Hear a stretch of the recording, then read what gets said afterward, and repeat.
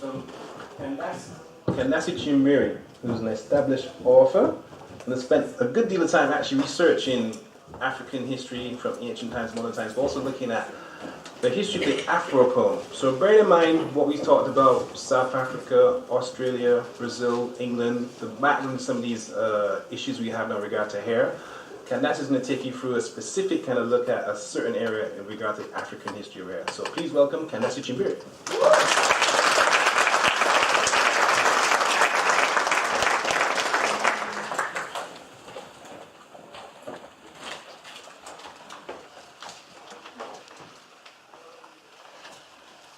Okay, good afternoon, everyone.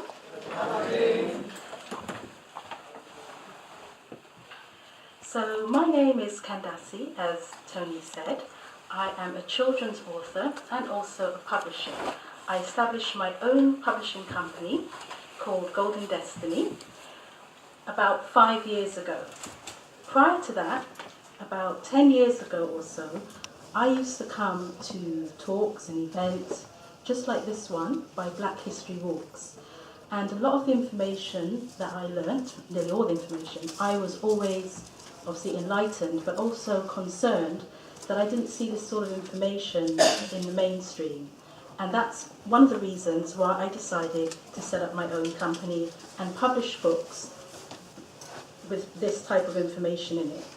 Information about contributions by people of African descent. The first two books that I did were in 2009, an activity book on the ancient Sudan, the ancient kingdom of Kush, one of mankind's earliest civilizations, and my second book in 2011 on the early contributions of ancient Egypt to world history.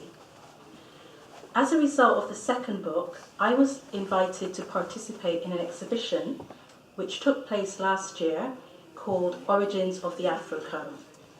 And this exhibition took place at the Fitzwilliam Museum in Cambridge from July to October. Now, the exhibition was a celebration of African hair type as well as African combs.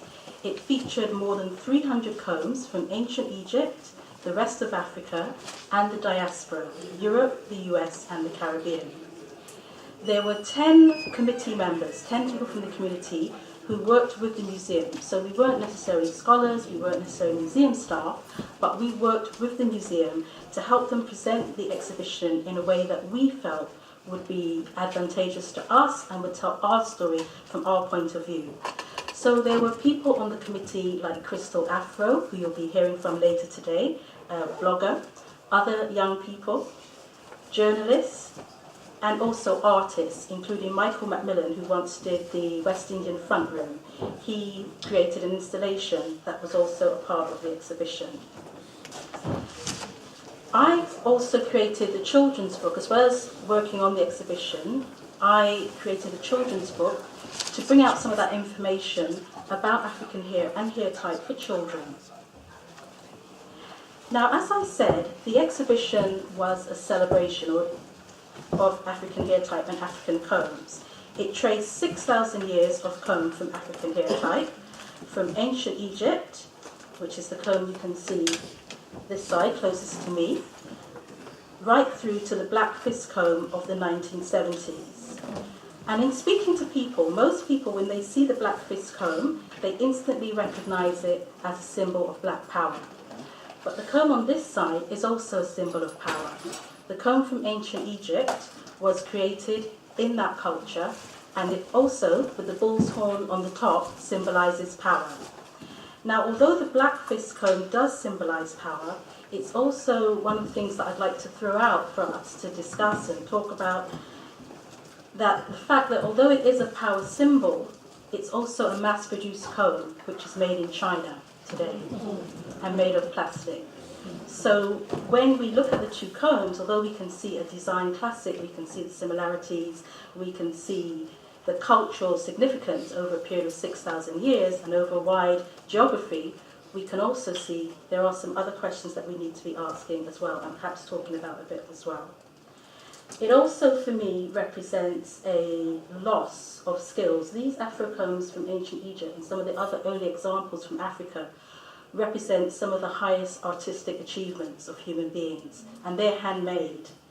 The comb, the black fist comb, is very important. I'm not saying it isn't, but it also, for me, represents a loss of traditional skills. Because one of the reasons why the combs are not mass-produced by hand, not manufactured or made by hand, handmade today in Africa and other places where the diaspora are found, is because many of the artists say, and they are artists as well, that there's not a demand for them.